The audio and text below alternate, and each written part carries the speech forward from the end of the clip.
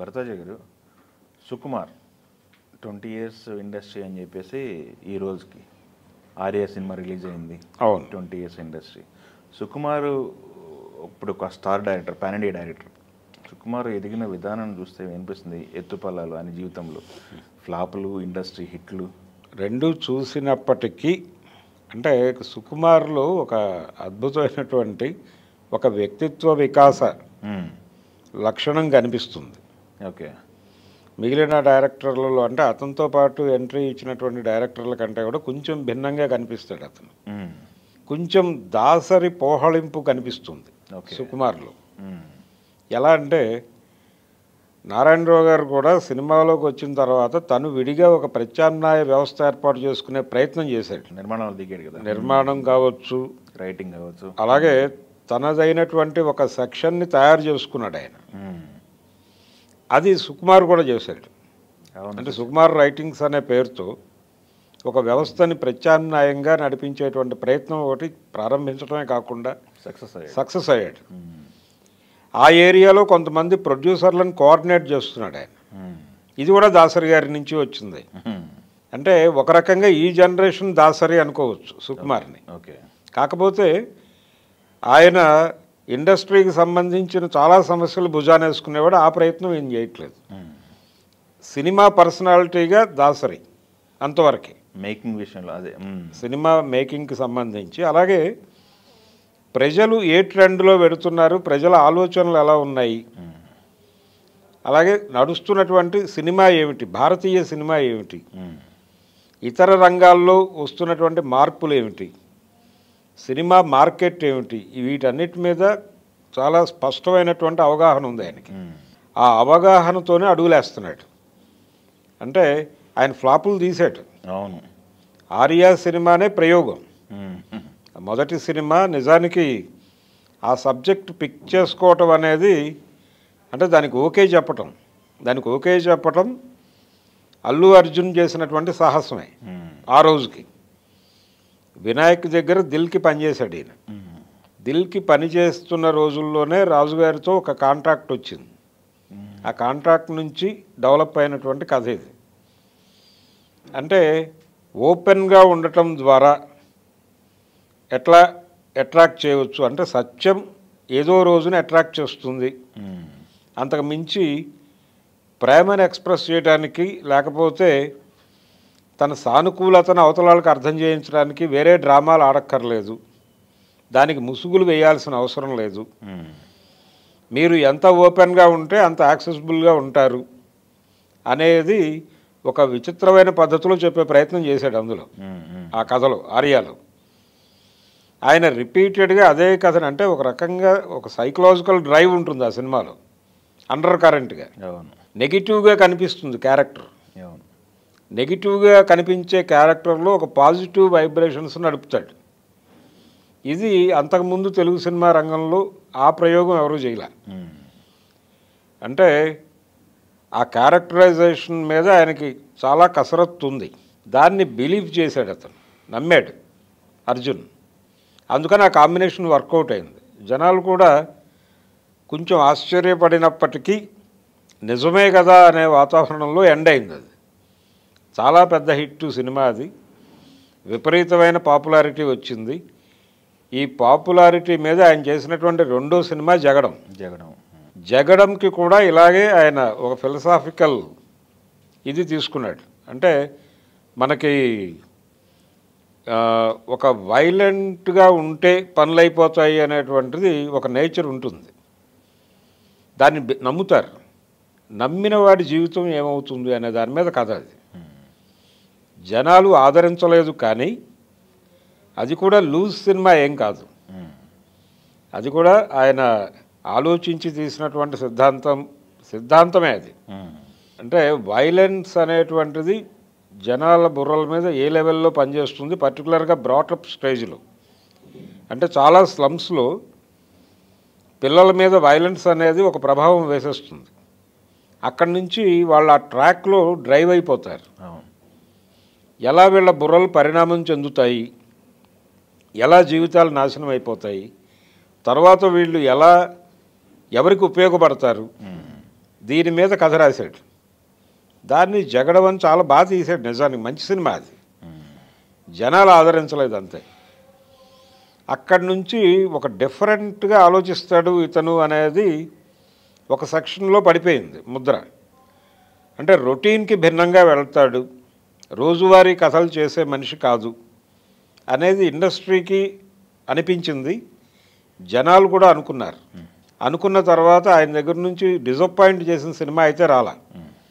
Box office దగ్గర disappoint చేసి ఉండొచ్చు కాక, కానీ కంటెంట్ పరంగా అతను ఎప్పుడూ ఇబ్బంది పెట్టలేదు ఏ రకమైనటువంటి ఆడియన్స్ని కూడా. రెండోది మాస్ని కూడా బాగానే పట్టుకుంటాడు ఆయన. అంటే చెప్తున్న టాపిక్ ఏదైనప్పటికీ దాన్ని కింది స్థాయి జనాల్లోకి తీసుకెళ్ళడానికి ఏమేమి జిమ్మిక్కులు చేయాలో అవన్నీ చేస్తాడు. అంటే ఆయన సినిమాల్లో ఐటమ్ సాంగ్స్ చాలా స్పెషల్ కదా. ఎందుకు ఆ డిజైన్లోకి వెళ్తున్నాడు అంటే అదే. అంటే ఒక ఫార్ములా తను డిజైన్ చేసుకుని ఆ ఫార్ములాలో తను అనుకున్నది షుగర్ కోటెడ్ టాబ్లెట్ లాగా ఎక్కించే ప్రయత్నం చేస్తున్నాడు. అది ఒక రకంగా నవలా రచయితల స్కీమ్ అది. యండమూరి వీరేంద్రనాథ్ గారు చెప్పేవాడు, బండెడు చెత్త మీద 4 విటమిన్ టాబ్లెట్లు వేసి అమ్మేయటమే మా పద్ధతి అని. దాన్నే ఈయన ఇంకో పద్ధతిలో నడిపిస్తున్నాడు.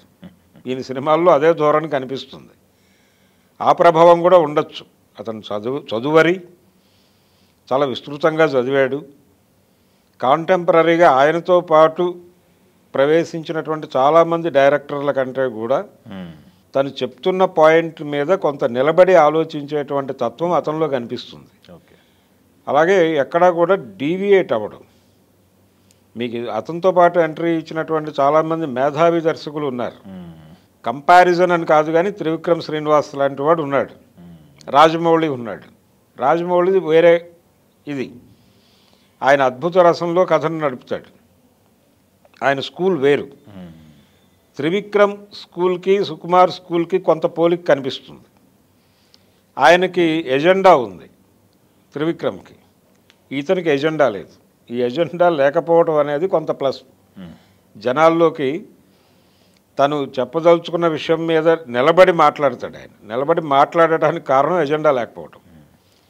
త్రివిక్రమ్ దగ్గర ఎజెండా ఉండటం వల్ల తను కొంత వేరే పద్ధతిలో కనిపిస్తాడు. ఆయన సినిమాలకి వచ్చేటువంటి అంటే సినిమా సక్సెస్ అయినప్పటికీ దాని మీద వచ్చే విమర్శలు వేరు, సుకుమార్ సినిమాల మీద వచ్చే విమర్శలు వేరు. అది సినిమా వరకే పరిమితం, అది ప్రత్యేకత. రెండోది మార్కెట్ స్టడీ. ప్రస్తుతం మార్కెట్ ఏమనుకుంటోంది, ఏమి ఆలోచిస్తోంది అనేది పట్టుకునే ఆయన అంటే మహేష్ బాబుతో ఒక ప్రయోగం చేశాడు, 1 అని. అది జనాలకి కనెక్ట్ కాలేదు. తను కొంచెం పై స్థాయిలో క్లాస్ చెప్పే ప్రయత్నం చేశాను అనేది ఆయనకే అర్థమయ్యి పూర్తిగా నేల మీద నిలబడి చేసిన సినిమా రంగస్థలం. రంగస్థలం సినిమా చాలా ప్రత్యేకమైనటువంటి సినిమా తెలుగు ఇండస్ట్రీకి సంబంధించి. అంటే గ్రౌండ్ మీద నిలబడి వాస్తవాలను ఓపెన్గా మాట్లాడే ప్రయత్నం చేస్తే వినటానికి జనం సిద్ధంగా ఉన్నారు అనేది అర్థమైన తర్వాత ఆ తరహా సినిమాలు, హీరో క్యారెక్టర్ని కూడా ఆ తరహా డిజైనింగు అది మొదలుపెట్టాడు ఆయన. ఇది చేస్తూనే తను తన బుర్రలో మెదిలినటువంటి కొన్ని ఆలోచనలని కాగితం మీద పెట్టి వాటిని తన శిష్యులతో సినిమాలు తీయించే ప్రయత్నం. దాదాపుగా ఈ రంగస్థలం నేపథ్యంలోనే ఉప్పెన అనేటువంటి సినిమా చూసాం మనం, బుచ్చిబాబు డైరెక్షన్లో. ఆయన పాదు నుంచి వచ్చినటువంటి మొక్కే ఇది. అదే ధోరణిలో పుష్పకి వెళ్ళాడు. పుష్ప మీద అంటే పార్ట్ 1 మీద విపరీతమైన క్రిటిసిజం వచ్చింది. అంటే ఆయన శేషాచలం అడవుల్లో స్టడీ చేయలేదు, ఆ గ్రామాల పరిస్థితిని ఆయన అధ్యయనం చేయలేదు. ఆయన చూపించినటువంటి పుష్పలో గ్రామం అది గోదావరి జిల్లాల గ్రామం నమూనా తప్ప శేషాచలం అడవుల నమూనా కాదు అనే విమర్శ ఉంది. అయితే బ్రాడ్గా నేను చెప్పదలుచుకున్న విషయానికి నేపథ్యంగా శేషాచలం అడవులు తీసుకున్నాను తప్ప మిగిలిన స్టడీ జోలికి నేను వెళ్ళలేదు అని ఆయనే మాట్లాడాడు. ఆ లోపాలని సవరించుకుంటూ పార్ట్ 2 రూపొందించుకోవడానికి టైం తీసుకున్నాడు.